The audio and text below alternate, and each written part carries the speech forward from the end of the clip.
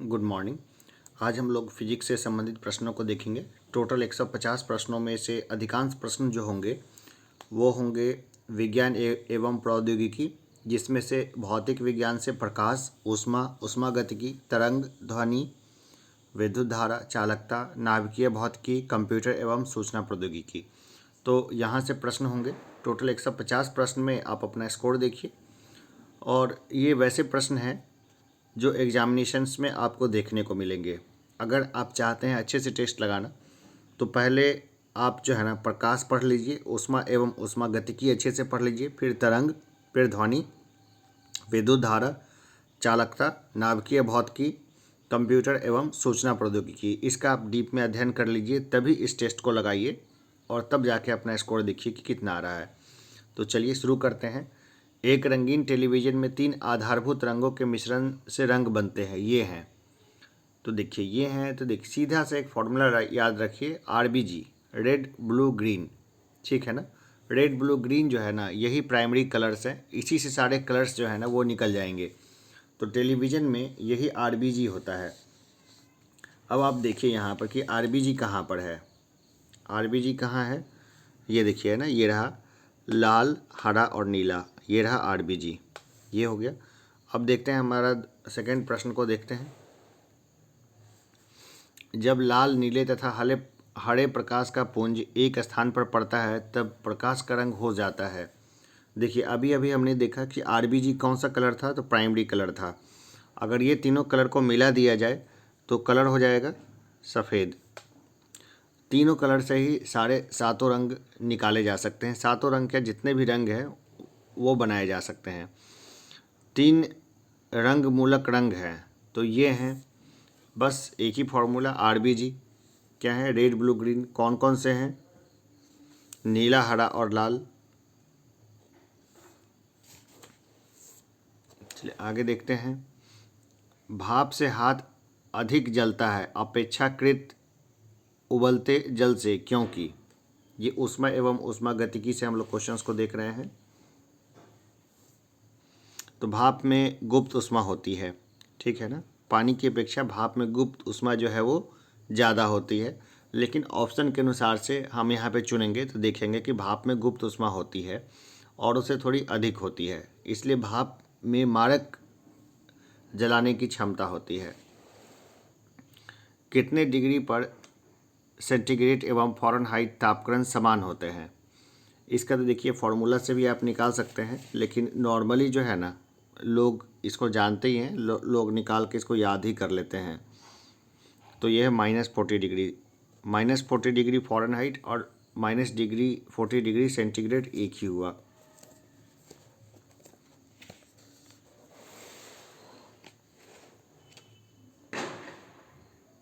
एक स्वस्थ मनुष्य के ताप शरीर का ताप होता है, ठीक है ना। एक स्वस्थ मनुष्य का ताप होता है, कितना होता है एक स्वस्थ मनुष्य के शरीर का ताप,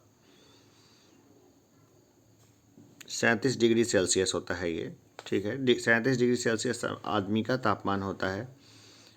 केल्विन मान से मानव शरीर का सामान्य ताप है, केल्विन मान से मानव शरीर का जो सामान्य ताप है वो कितना है, तो ये है 310 केल्विन है।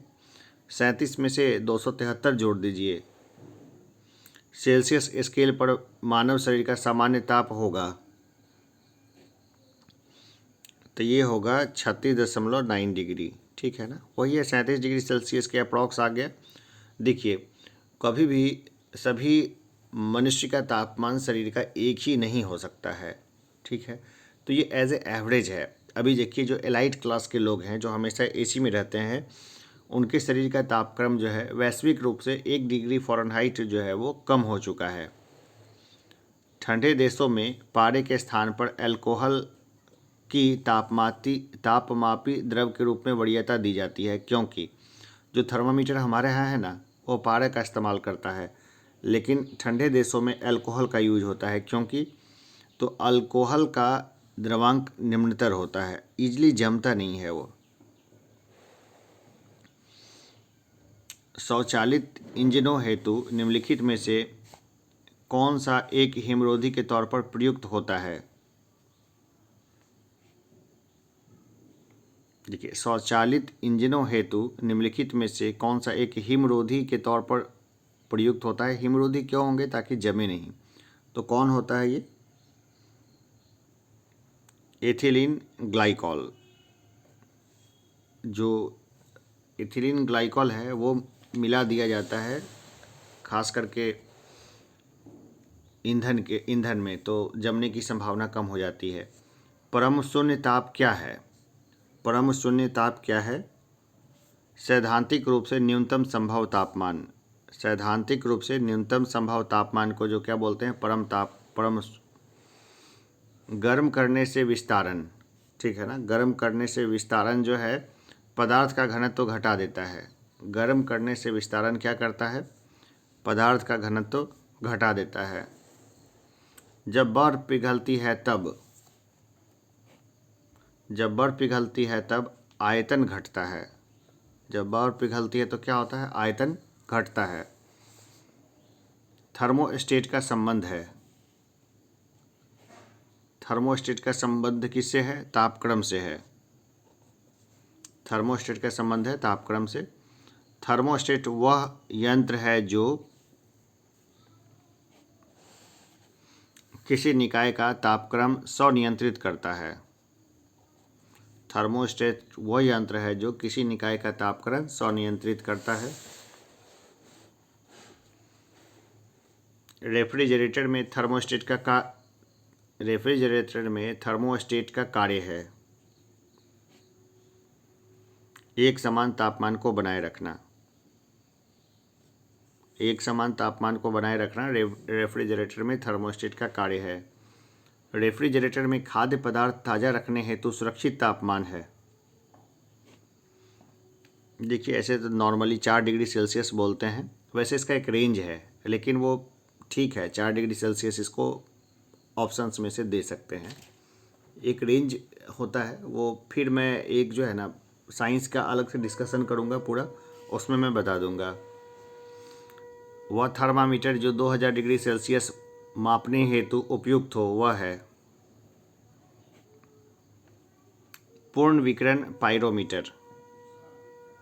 पाइरोमीटर से आप बहुत बड़ी जो तापमान होता है उसको भी नाप लिया जाता है, तो पूर्ण विकिरण पाइरोमीटर। सटाने की ज़रूरत नहीं, दूर से ही ये माप लेता है। शीशे की छड़ जब भाप में जाती है इसकी लंबाई बढ़ जाती है, परंतु इसकी चौड़ाई वो भी बढ़ती है। लंबाई चौड़ाई सब बढ़ेगी ताप पड़ने पर। ठंड के दिनों में लोहे के गुटके और लकड़ी के गुटके को प्रातः काल में छुएं तो लोहे का गुटका ठंडा लगता है, क्योंकि लकड़ी की तुलना में लोहा ऊष्मा का अच्छा चालक है। लकड़ी ऊष्मा का चालक है नहीं, तो ज़्यादा न ठंडा होगा न ज़्यादा गर्म होगा।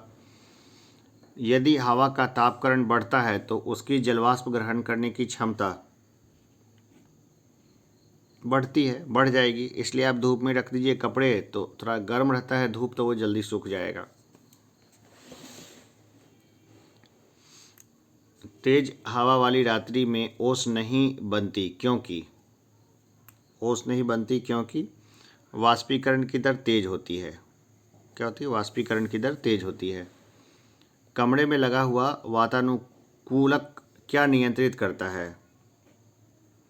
केवल आर्द्रता एवं तापक्रम को नियंत्रित करता है। डेजर्ट कूलर द्वारा शीतलन पर आधारित है। डेजर्ट कूलर द्वारा शीतलन किस पर आधारित है? वाष्पन शीतलन पर आधारित है। कमरे को ठंडा किया जा सकता है। कमरे को ठंडा किया जा सकता है जो कंप्रेस्ड गैस है ना उसको छोड़ के, स्पिंडित गैस को छोड़कर। देखिए, ये तो बहुत सिंपल है कि याद कैसे रहा मुझे। पहले हम लोग क्या साइकिल में हवा डालते थे, तो साइकिल में जब हवा डालते हैं ना तो वो भी कंप्रेस होती है हवा। तो एक बार है ना वल्व खुल गया, हमने उसको रोकने का कोशिश किया, तो उस समय महसूस किया कि वो काफ़ी ज़्यादा ठंडी हो गई है। गर्मी का दिन था, हमने उस ठंडक को महसूस किया था। तो वहाँ से मुझे ये हमेशा के लिए याद हो गया कि स्पिंडित गैस यानी कंप्रेस्ड गैस को छोड़ के कमरे को ठंडा किया जा सकता है। जब पानी में नमक मिलाया जाता है तो निम्न में से कौन सा परिवर्तन होता है? देखिए, पानी में जब नमक मिलाया जाएगा ना तो उसका बॉइलिंग टेम्परेचर बढ़ जाएगा और उसका जो फ्रीजिंग टेम्परेचर है वो घट जाएगा। सिंपल सा है ना। तो क्या होगा, उसमें क्वथनांक बढ़ता है और जमाव बिंदु घटता है। तो ये इस दोनों फार्मूले का हम लोग यूज़ करते हैं। जो मलाई बर्फ़ बेचने आते हैं मोहल्लों में, वो इस तरीके का उपयोग करते हैं। और प्रेशर कुकर में हम लोग क्वथनांक वाला जो सिस्टम है इसका यूज़ कर लेते हैं जल्दी खाना पकने के लिए। जब पानी में साधारण नमक मिलाया जाता है तो पानी के क्वथनांक बिंदु और हिमांक बिंदु क्रमशः बढ़ेंगे और घटेंगे। थर्मस बोतल में पेय पदार्थ को कुछ समय तक उसी ताप पर रखने के लिए उसकी दीवारों पर निम्न की परत लगाई जाती है।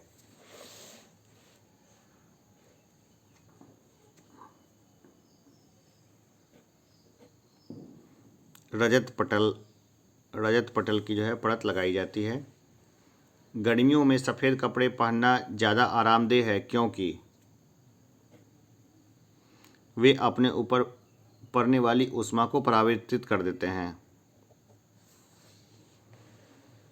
पसीने का मुख्य उपयोग है, पसीना जो है उसका मुख्य उपयोग क्या है? तो शरीर का ताप को नियंत्रित रखने में, शरीर का तापमान एक समान बनाए रखने में पसीना इस्तेमाल होता है। गर्म मौसम में पंखा चलने से आराम महसूस होता है क्योंकि हमारा पसीना तेज़ी से वाष्पीकृत होता है और हमें अच्छा महसूस होता है। ग्रीष्म काल में आर्द्र ऊष्मा का अनुभव होता है जब मौसम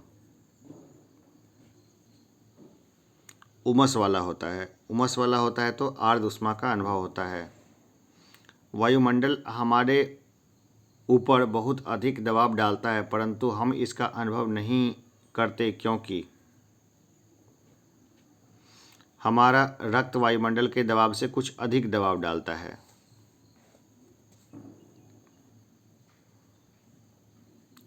प्रेशर कुकर में खाना जल्दी पकता है क्योंकि अधिक दाब पर पानी अधिक ताप कारण पर उबलने लगता है। प्रेशर कुकर के अंदर का उच्चतम ताप निर्भर करेगा ऊपर के छेद का क्षेत्रफल व उस पर रखे गए वजन पर। जब पानी में 0 डिग्री सेल्सियस से 10 डिग्री सेल्सियस तक गर्म किया जाता है उसका आयतन पहले घटता है तब बढ़ता है। जब किसी बोतल में पानी भरा जाता है और उसे जमने दिया जाता है तो बोतल टूट जाती है क्योंकि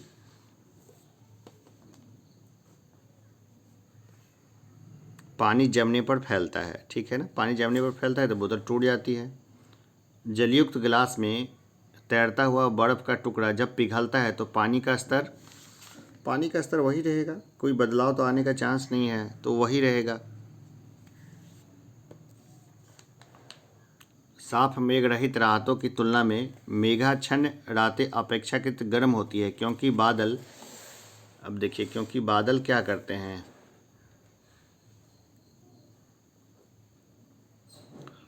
पृथ्वी से छोड़ी गई ऊष्मा को परावर्तित करते हैं, वापस भेज देते हैं। ग्रीन हाउस इफेक्ट का जो है काम करते हैं वो। बादल आच्छादित रातें स्वच्छ आकाश वाली रातों से अधिक गर्म होती है क्योंकि बादल पृथ्वी तथा हवा से ऊष्मा का विकिरण रोकते हैं।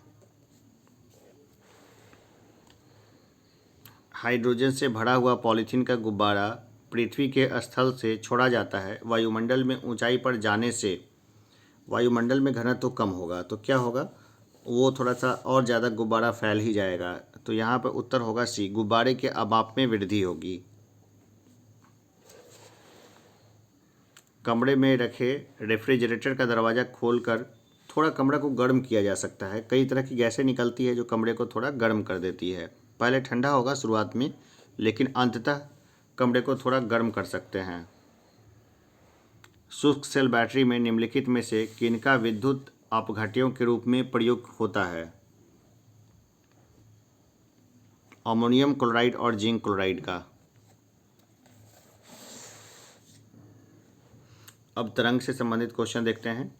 दीर्घ रेडियो तरंगें पृथ्वी की किस सतह से परावर्तित होती है? आयन मंडल से। बेतार के तार का संपर्क पृथ्वी के धरातल को आयनोस्फीयर द्वारा जो है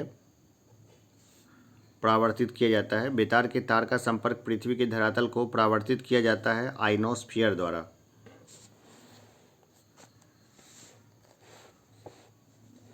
रेडियो तरंगों के विक्षेपण के लिए वायुमंडल के निम्नलिखित स्तरों में से कौन सा स्तर उत्तरदायी है? तो ये उत्तरदायी है आयन मंडल। दृश्य प्रकाश का दैर्घ्यमान प्रसार होता है, कितना होता है प्रसार मान? एक मोटे तौर पर 390 से 750 एनएम के बीच होता है। एंगस्ट्रम में भी ये दिया जा सकता है, तो उसको भी ध्यान में रखना जरूरी है। मैं दोनों का यहाँ पे एक नॉर्मल डिस्कशन जो है वो कर दूंगा मैं। कौन सी तरंगे शून्य में संचरण नहीं कर सकती है? ध्वनि। ध्वनि वैक्यूम में नहीं चलती है, बाकी प्रकाश, ऊष्मा और इलेक्ट्रोमैग्नेटिक तीनों चलती है। क्रिस्टल की संरचना जानने के लिए निम्न में से किसको प्रयोग में लाया जाता है? क्रिस्टल को जानने के लिए किसको प्रयोग में लाया जाता है? एक्स किरणों को, ठीक है ना। एक्स किरणों के द्वारा क्रिस्टल की संरचना जो है वो जान ली जाती है। मेडिकल में भी इसी का इस्तेमाल होता है। एक राडार जो शत्रु के वायुयान की उपस्थिति का पता लगाता है प्रयोग करता है, क्या प्रयोग करता है? रेडियो तरंगों का प्रयोग करता है। जब समताप मंडल में ओजोन का अवक्षय होता है तो पृथ्वी के धरातल पर पतित विकिरण की तरंगदैर्घ्य कितनी होती है? ये होगा 10⁻⁻7 m ये होगा। ये कुछ बेसिक चीज़ें हैं, उसको तो याद रखना पड़ेगा। आंतों के रोगों के निदान में निम्न किरणों का उपयोग किया जाता है। एक्स किरण, बस पता ही तो करना है कि समस्या कहाँ है। तो एक्स किरण, तो ये भी इलाज का एक तरीका ही है कि पहले पता करना। सीटी स्कैन में प्रयोग में लाई जाती है। सीटी स्कैन में क्या प्रयोग में लाई जाती है? एक्स किरणें। सीटी स्कैन में एक्स किरणें प्रयोग में लाई जाती है। अब ध्वनि से संबंधित प्रश्नों को देखते हैं। ध्वनि का वेग अधिकतम होता है। ध्वनि का वेग अधिकतम कहाँ पर होता है? ये होता है धातु में। धातु में ध्वनि का वेग अधिकतम होता है। लगभग 20 डिग्री सेल्सियस के तापक्रम पर किस माध्यम में ध्वनि का गति अधिकतम रहेगी? लोहा में अधिकतम रहेगी, सिंपल है। ध्वनि तरंगे हैं वो ठोस तथा गैस दोनों माध्यमों में चल सकती है। ठोस गैस दोनों में चलती है ध्वनि तरंगे। म्यूजिकल कंसर्ट्स के लिए हॉल की दीवारों को क्या करना चाहिए? ध्वनि का अवशोषण करना चाहिए। रिफ्लेक्शन करेगी तब तो सारा कंसर्ट ही खराब हो जाएगा। ध्वनि का अवशोषण करना चाहिए।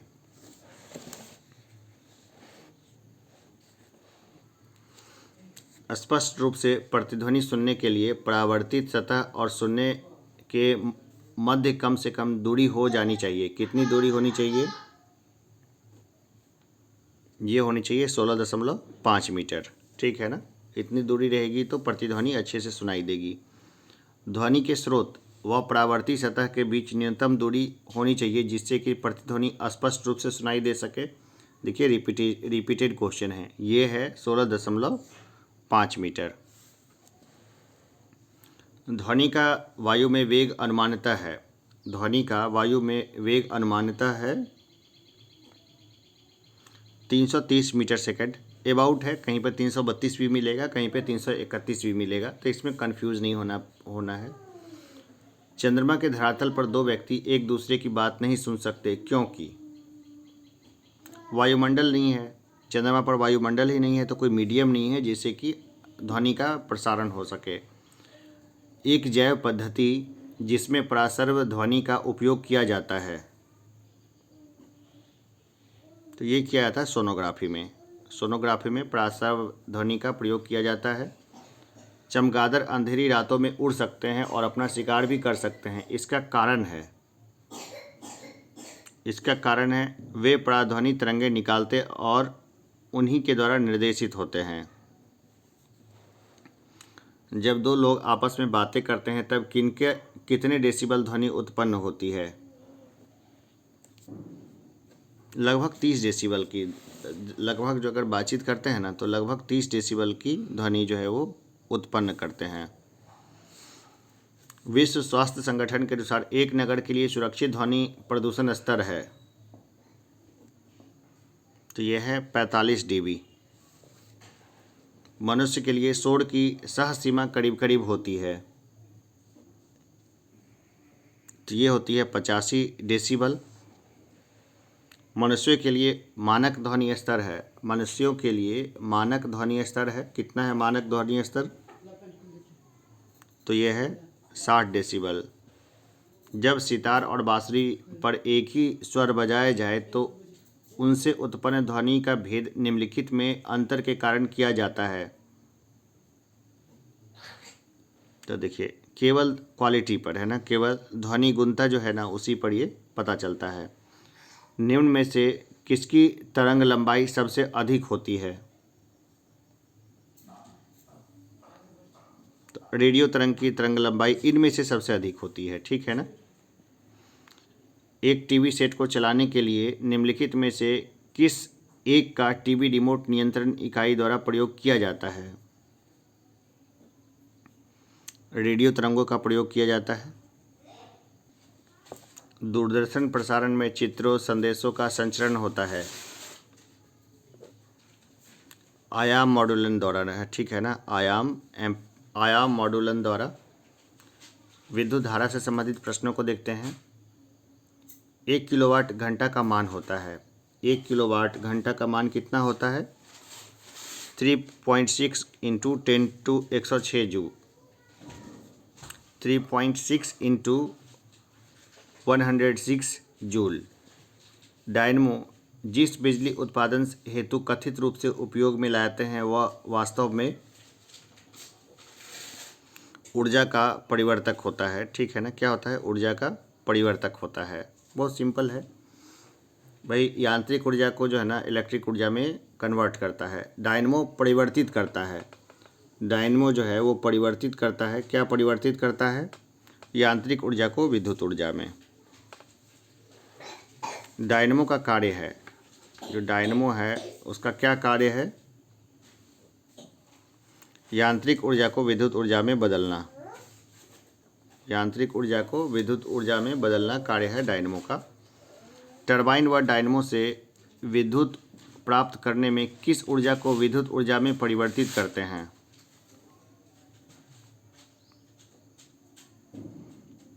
मैकेनिकल ऊर्जा को, ठीक है ना, मैकेनिकल ऊर्जा को विद्युत ऊर्जा में कन्वर्ट कर देते हैं। जब वैद्युतिक ऊर्जा गति में परिवर्तित होती है तब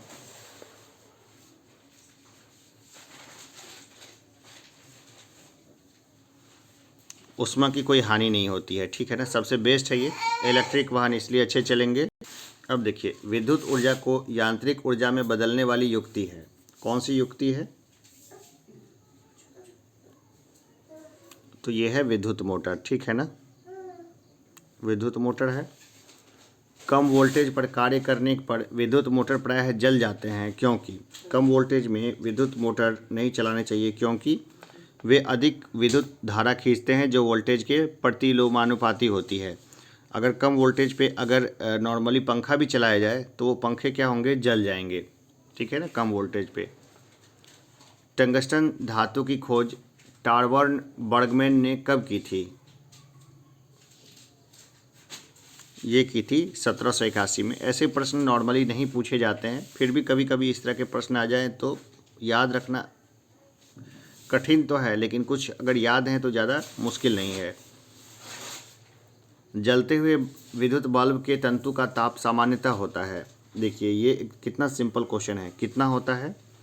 तो ये होता है 2000 डिग्री सेल्सियस से 2500 डिग्री सेल्सियस के बीच में होता है, ठीक है ना। बहुत ज़्यादा गर्म होता है तो आप बल्ब के द्वारा भी अपने कमरे को ठंड के दिनों में थोड़ा गर्म कर सकते हैं एक हद तक। बिजली के बल्ब का तंतु बना होता है, बिजली के बल्ब का तंतु बना होता है टंगस्टन का बना होता है। 3 पिन बिजली के प्लग में सबसे लंबी पिन को जोड़ना चाहिए, सबसे लंबी पिन को जोड़ना चाहिए आधार सिरे से।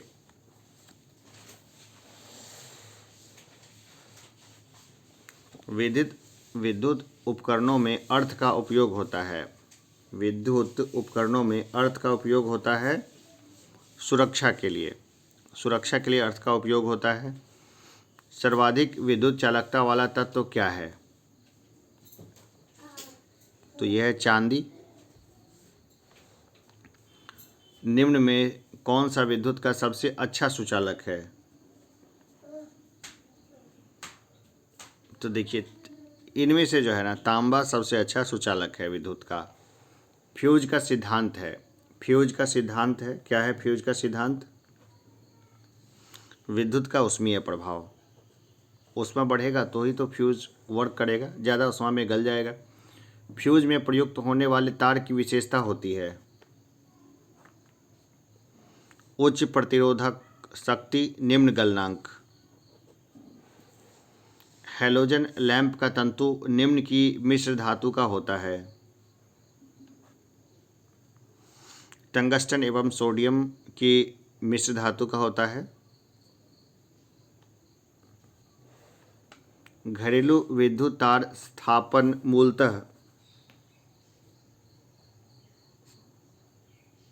समानांतर संबंधन में होते हैं, पैरेलल संबंधन में ये होते हैं, तभी नहीं बिजली तभी सब जगह एक जैसी जाती है। मानव शरीर शुष्क के विद्युत प्रतिरोध के परिमाण की कोटि क्या है? तो ये है 10⁶ ओम। सामान्य ट्यूबलाइट में कौन सी गैस होती है? सामान्य ट्यूबलाइट में कौन सी गैस होती है? आर्गन के साथ मर्क्यूरी वेपर होती है। फ्लोरोसेंट ट्यूब प्रतिदीप्ति बल्ब में कौन सी गैस भरी जाती है? मरकरी और नियॉन भरी जाती है। एक बिजली के बल्ब की अपेक्षा एक फ्लोरोसेंट ट्यूब को अधिमान दिया जाता है क्योंकि फ्लोरोसेंट ट्यूब बिजली के बल्ब की अपेक्षा वैद्युत ऊर्जा का प्रकाश ऊर्जा में परिवर्तन अधिक मात्रा में करती है। श्वेत प्रकाश को नली में कैसे पैदा करते हैं? श्वेत प्रकाश को नली में कैसे पैदा करते हैं? तंतु को गर्म करके, तंतु को गर्म करेंगे तो क्या होगा, नली में श्वेत प्रकाश जो है वो उत्पन्न हो जाएगा। विद्युत बल्ब के अंदर कौन सी गैस होती है? आर्गन गैस होती है विद्युत बल्ब के अंदर में। खैर अब तो हमारा जो ज़्यादातर सिस्टम है वो ट्रांसफॉर्म होके एलईडी पे आ गया है, तो एलईडी से संबंधित प्रश्न अब पूछे जा सकते हैं। ट्रांसफार्मर प्रयुक्त होते हैं, क्या करते हैं ट्रांसफार्मर? एसी वोल्टेज का उपचयन या अपचयन करने के लिए, ठीक है ना। एसी वोल्टेज को या तो बढ़ाते हैं या तो घटाते हैं, उपचयन करते हैं या अपचयन करते हैं। प्रत्यावर्ती धारा किसके लिए प्रयुक्त नहीं है? स्टोरेज बैटरी को चार्ज करने हेतु। प्रत्यावर्ती धारा को दिष्ट धारा में परिवर्तित करने वाली युक्ति को कहते हैं, तो ये कहते हैं रेक्टिफायर। अब चालकता से संबंधित प्रश्नों को लेते हैं। अति चालकता का लक्षण है, शून्य पारगम्यता। नव आविष्कृत उच्च ताप अतिचालक हैं सिरेमिक ऑक्साइड। अर्धचालक की चालकता 0 डिग्री केल्विन ताप पर होती है, तो ये होती है 0। परम 0 तापमान पर अर्धचालकों में विद्युत प्रतिरोध हो जाता है। तो ये अनंत हो जाता है, संपूर्ण या अनंत हो जाता है।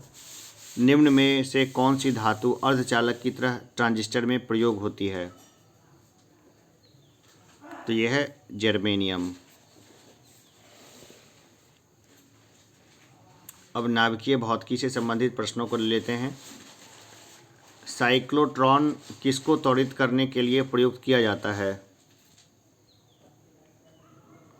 तो ये प्रोटॉन के लिए उपयुक्त होता है। पेयजल में गामा उत्सर्जक समस्थानिक है या नहीं, इसकी पुष्टि निम्नलिखित में से किससे की जा सकती है?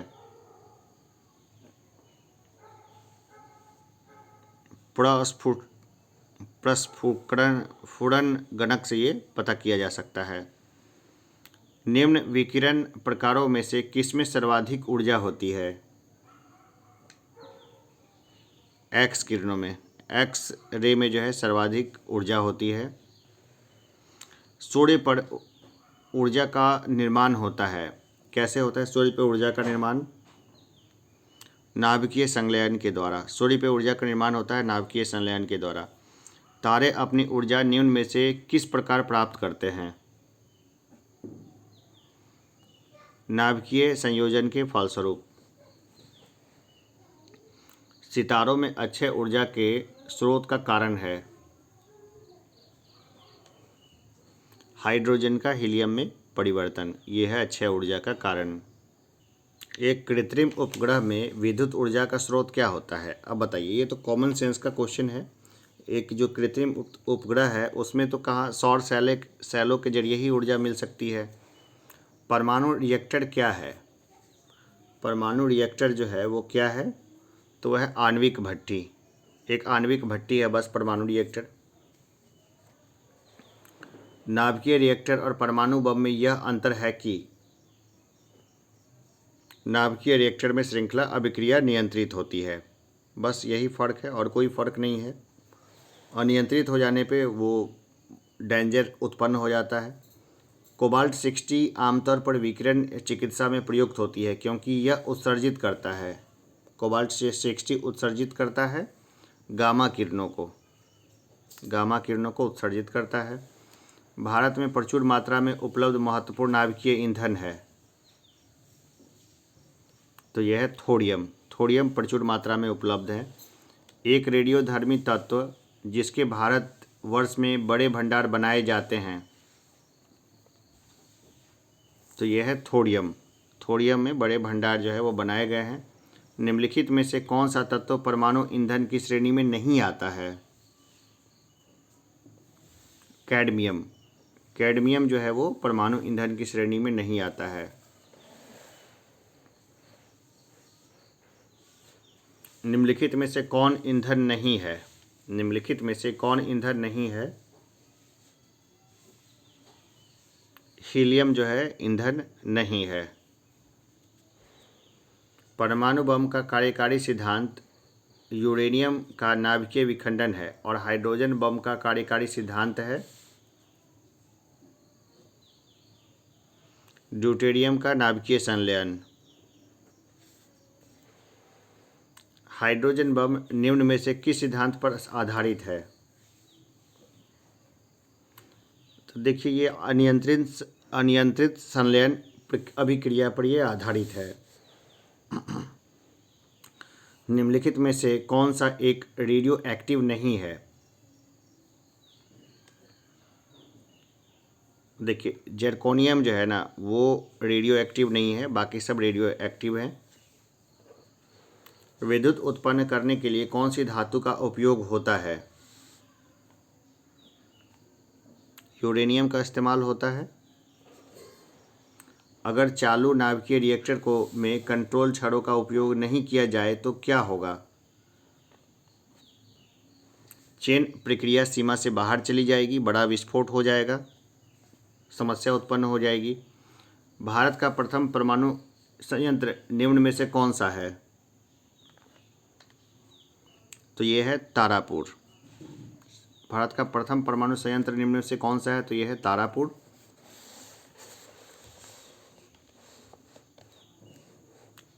ध्रुव पूर्णिमा या तथा साइरस में क्या संबंध है? ध्रुव पूर्णिमा तथा साइरस में क्या संबंध है? ये भारतीय शोध रिएक्टर हैं, ठीक है ना। ये क्या है? भारतीय शोध रिएक्टर हैं तीनों ही। कलपक्कम प्रसिद्ध है। कलपक्कम किसके लिए प्रसिद्ध है? परमाणु शक्ति संयंत्र के लिए कलपक्कम प्रसिद्ध है। इंदिरा गांधी आणविक अनुसंधान केंद्र स्थित है। ये स्थित है तमिलनाडु में।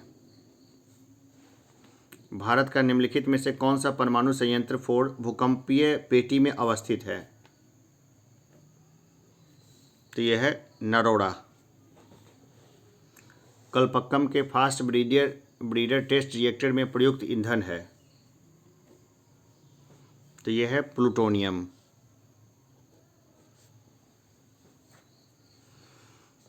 कलपक्कम के फास्ट ब्रीडर रिएक्टर में कौन सा शीतलक प्रयोग में लाया जाता है? तो यह है द्रवित सोडियम।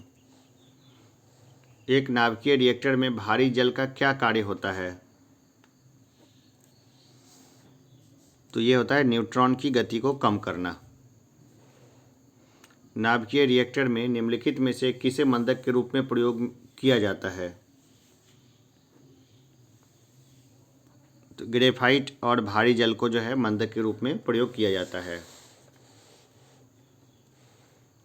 भारत में परमाणु बम के विकास में कौन संबंधित है?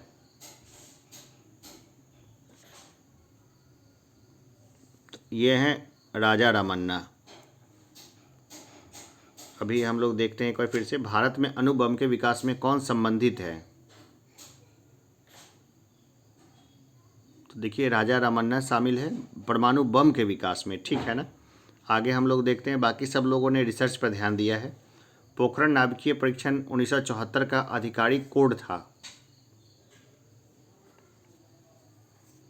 स्माइलिंग बुद्धा। पोखरण 2 परीक्षण कब किया गया था? 11 मई 1998 को। मई 1998 में पोखरण में भारत ने 5 परमाणु परीक्षण किए थे। बताइए पोखरण किस राज्य में है? राजस्थान में है पोखरण। वहीं पे बहुत लंबा चौड़ा एरिया मिल गया। अब कंप्यूटर एवं सूचना प्रौद्योगिकी से संबंधित प्रश्न देखते हैं। पहला कंप्यूटर बनाया गया था, पहला जो कंप्यूटर बनाया गया था वो बनाया गया था चार्ल्स बाबेज के द्वारा। कंप्यूटर का पिता किसे माना जाता है? तो ये माना जाता है चार्ल्स बाबेज को, और उसको ट्यूरिंग मशीन बोलते हैं। एलन ट्यूरिंग ने बहुत रिसर्च किया था इस पर। इलेक्ट्रॉनिक कंप्यूटर का आविष्कार किसने किया था? ये किया था डॉक्टर एलन एम ट्यूरिंग ने, इसलिए इसको ट्यूरिंग मशीन भी बोलते हैं। डिजिटल कंप्यूटर विकसित किया गया, डिजिटल कंप्यूटर विकसित किया गया ब्रिटेन में। ब्रिटेन में डिजिटल कंप्यूटर विकसित किया गया। साधारण शब्दों में नेटवर्कों का नेटवर्क कहलाता है इंटरनेट। इंटरनेट को नेटवर्कों का नेटवर्क कहते हैं। इंटरनेट क्या है?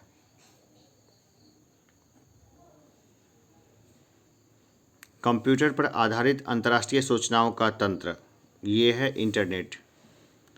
कंप्यूटर व्यवस्था जो जोड़ती है तथा विभिन्न देशों में से सूचना संकलित कर सैटेलाइट द्वारा विश्व में पहुंचाती है, उसे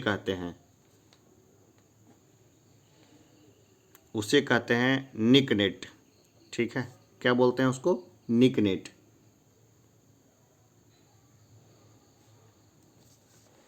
भारत ने सुपर कंप्यूटर परम का निर्माण किया। तो परम का निर्माण किया तो कहाँ किया? ये जगह का पता पूछ रहे हैं ये कि भाई कौन सी जगह पे कर दिया। तो ये किया पुणे में किया, ठीक है ना। भारत ने सुपर कंप्यूटर परम का जो निर्माण किया वो कहाँ किया? तो पुणे में किया। ऐसे प्रश्न भी कई बार आते हैं। भारत के सर्वप्रथम स्वदेशी विकसित कंप्यूटर का नाम है, तो क्या नाम है उसका नाम? तो उसका नाम है परम। अभी अभी हमने देखा। निम्नलिखित में से कौन सी भाभा परमाणु अनुसंधान केंद्र द्वारा विकसित सुपर कंप्यूटर परियोजना है? तो ये है अनुपम। सुपर कंप्यूटर के लिए लंबाई की पड़ास होती है। सुपर कंप्यूटर के लिए लंबाई की पड़ास होती है 64 बीट तक होती है ये लंबाई की परास।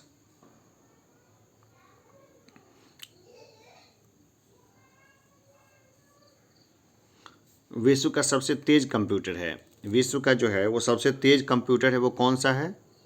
तो ये है टाइटन। WLL का अर्थ है, WLL पहले चलता था, वायरलेस इन लूप लाइन करके वो होता था, पहले चलता था, अब वो चीज़ ख़त्म कर दी गई है। तो ये है वायरलेस इन लोकल लूप।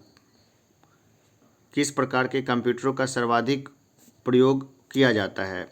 किस प्रकार के कंप्यूटर का सर्वाधिक उपयोग किया जाता है? तो माइक्रो कंप्यूटर का। हर जगह आपको माइक्रो कंप्यूटर ही देखने को मिलेंगे। तो चलिए, फिजिक्स से संबंधित हमने 150 प्रश्नों के सेट को देखा है। 2 सेट और लेके आऊँगा जो स्पेशली फिजिक्स का होगा।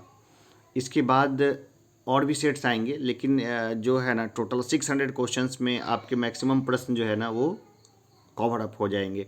फिर भी किसी को गेस क्वेश्चन ही चाहिए तो मेरी कोशिश रहेगी कि गेस प्रश्न पत्र मैं बना दूं। गेस प्रश्न पत्र से भी आपको फ़ायदा होगा, लेकिन वो भी काफ़ी आपको पढ़ना पड़ेगा, 3-4 बार उसको रिपीट किए बिना उसका नहीं होगा। तो मैं कोशिश करूँगा कि मैं उसको जो है उपलब्ध कराने की कोशिश करूँ।